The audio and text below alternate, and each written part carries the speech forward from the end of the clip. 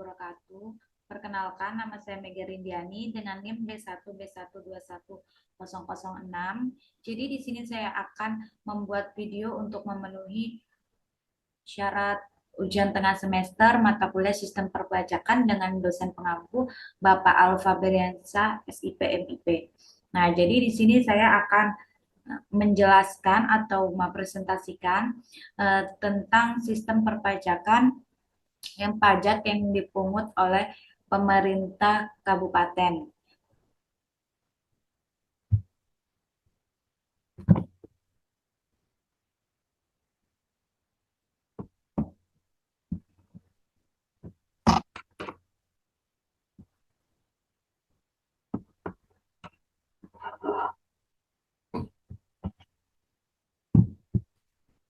Nah, jenis-jenis pajak yang dipungut oleh pemerintah kabupaten.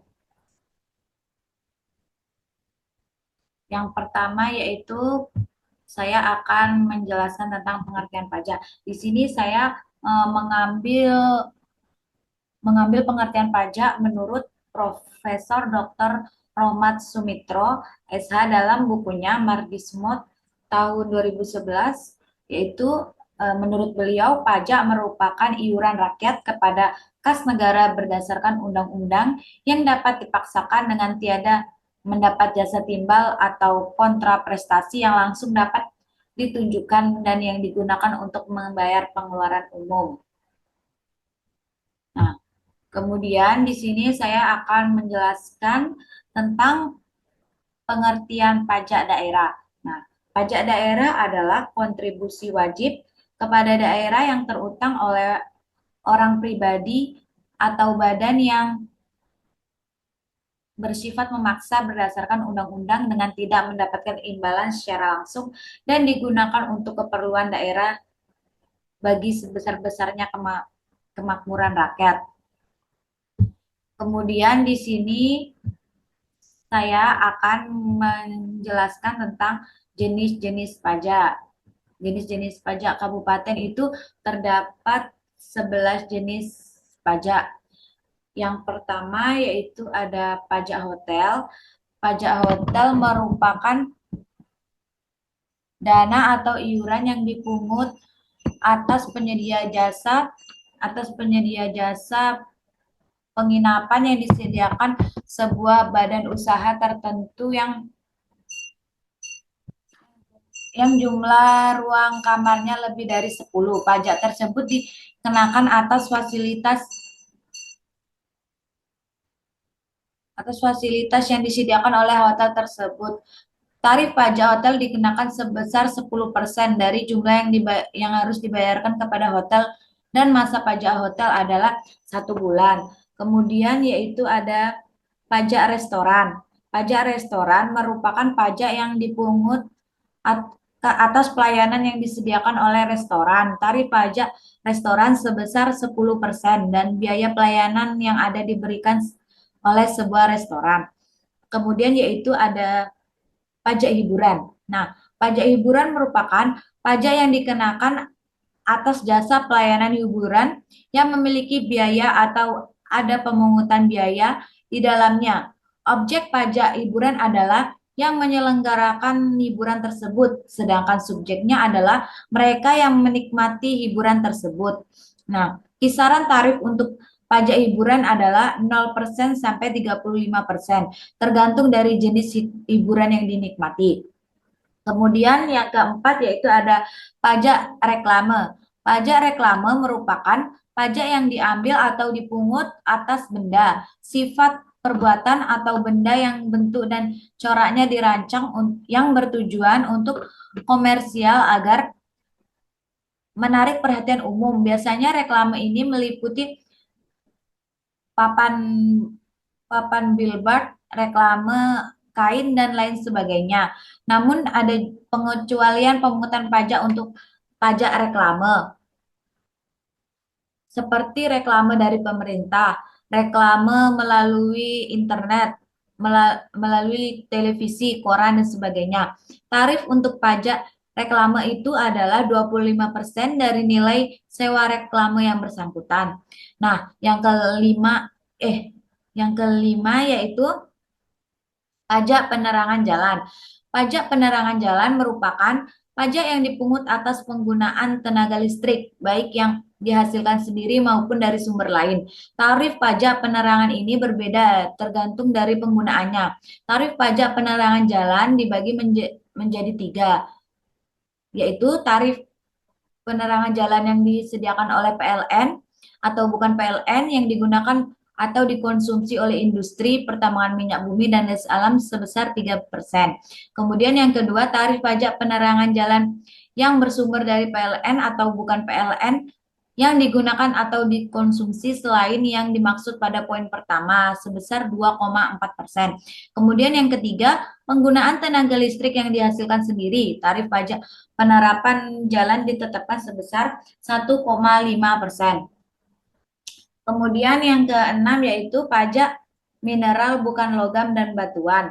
Nah, pajak mineral bukan logam dan batuan merupakan pajak yang dikenakan atas pengembalian mineral yang bukan logam seperti asbes, batu, kapur, batu apung, granit, dan lain sebagainya. Namun, pajak tidak akan berlaku jika dilakukan secara komersial. Tarif pajak mineral bukan logam dan batuan adalah yang pertama, tarif untuk mineral bukan logam sebesar 25%. Yang kedua, tarif untuk batuan sebesar 20%. Kemudian yang ketujuh, yaitu pajak parkir.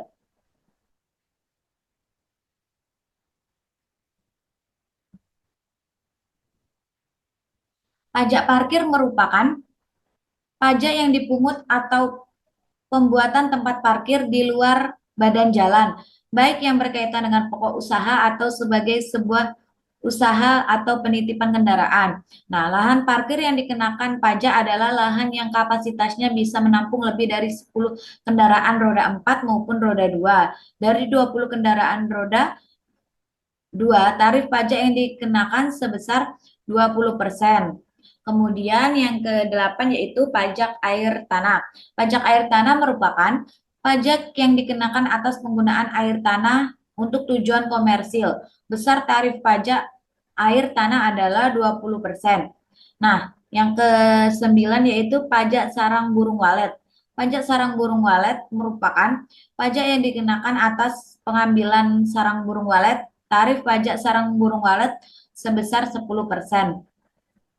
Kemudian yang ke-10 yaitu pajak bumi dan pembangunan perdesaan dan perkotaan. Pajak bumi dan pembangunan perdesaan dan perkotaan merupakan pajak yang dikenakan atas bumi atau bangunan yang dimiliki atau dikuasai, yaitu dimanfaatkan.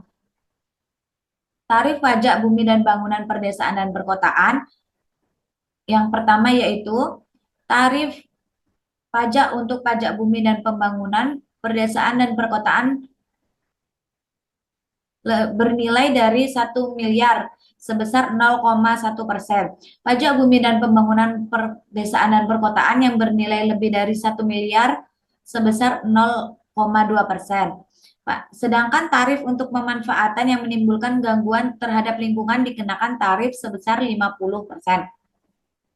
Kemudian yang terakhir yaitu ada pajak perolehan hak atas tanah dan atau bangunan. Pajak perolehan hak atas tanah dan atau pembangunan atau bangunan yaitu pajak yang dikenakan atas perolehan tanah dan bangunan oleh orang pribadi atau badan tertentu. Misalnya melalui transaksi jual beli, tukar menukar, kemudian hibah, waris dan lain-lain. Tarif dari pajak ini sebesar 5% dari nilai bangunan atau tanah yang diperoleh orang pribadi yang atau suatu badan tertentu.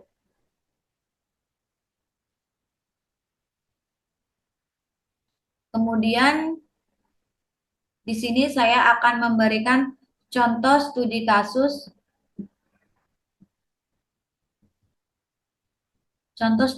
dari pemungutan pajak kabupaten. Nah, di sini saya mengambil contoh di Kabupaten Berau, Kalimantan Timur. Ya, di sini permasalahannya adalah pajak hotel. Nah, Pajak hotel sebagai salah satu subsektor yang penting dalam menopang bagi pendapatan daerah yang diharapkan dapat penggerak perekonomian daerah setempat. Perkembangan yang cukup baik pada subsektor hotel ditandai pula oleh meningkatnya jumlah hotel dan kamar yang tersedia, sejalan dengan tingkat pemanfaatan kamar per hari dalam 1 tahun oleh masyarakat. Nah, dalam 1 tahun itu 365 hari. Kapasitas pemerintah daerah Kabupaten Berau dalam mengaktualisasikan keluarnya peraturan daerah Kabupaten Berau nomor 10 tahun 1998 dan disahkan dengan keputusan Mendagri nomor 973. Yang pertama, tingkat keterampilan SDM personil atau pegawai pemerintah daerah Berau dalam mengaktualisasikan Perda nomor 10 tahun 1998 belum terlaksana sebagaimana mestinya. Nah, yang kedua, sarana prasarana belum memadai dalam arti masih terbatas. Yang ketiga, ketidakmampuan pemerintah daerah Berau dalam melakukan pengawasan atau kontrol. Yang keempat, dari pihak pengelola hotel sebagai wajib pajak tidak melaporkan hasil yang sesungguhnya ada. Yang kelima, lemahnya peraturan yang berkenaan di bidang perpajakan, khususnya pajak hotel pihak pemerintah daerah Kabupaten Berau. Bertolak dari potensi dan kapasitas penerimaan pajak hotel pemerintah daerah Kabupaten Berau, bahwa sehubungan dengan perlakuan pengecekan terhadap daerah-daerah lain di Kalimantan Timur melalui pengkajian secara komparatif dengan mempertimbangkan faktor-faktor penyebab seperti telah disebutkan di atas, ternyata kapasitas penerimaan pemerintah daerah Kabupaten Berau jauh lebih besar dibandingkan dengan kapasitas relatifnya. Hal ini disebabkan bahwa tarif efektif yang dimiliki pemerintah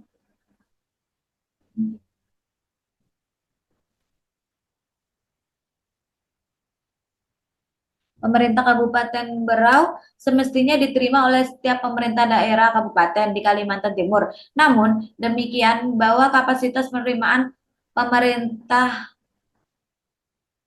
Kabupaten Berau belum mencapai secara optimal atas potensi penerimaan pajak hotel yang sesungguhnya ada. Oleh karena itu, pihak pemerintah pihak pemerintah daerah Kabupaten Berau di samping sehubungan dengan masih tingginya kesenjangan antara potensi pajak hotel dengan penetapan target pajak juga belum tercapainya potensi penerimaan pajak hotel sesuai dengan keadaan objeknya. Maka, pihak-pihak yang berkaitan dengan kebijakan baik dalam penetapan target pajak, pengumpulan atau penghutang maupun dalam sistem pengawasan Pemda Kabupaten Berau, khususnya bagian keuangan Sekwilda, Dinas Pendapatan, Dinas Perekonomian, bagian ekonomi daerah agar dapat memperlakukan prosedur pemungutan pajak sebagaimana mestinya sejalan dengan undang-undang yang berlaku.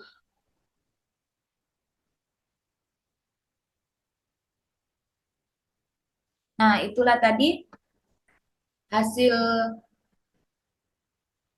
itulah tadi hasil penjelasan saya terkait jenis-jenis pajak yang dipungut oleh kabupaten. Nah, baik, terima kasih. Saya akhiri. Wassalamualaikum warahmatullahi wabarakatuh.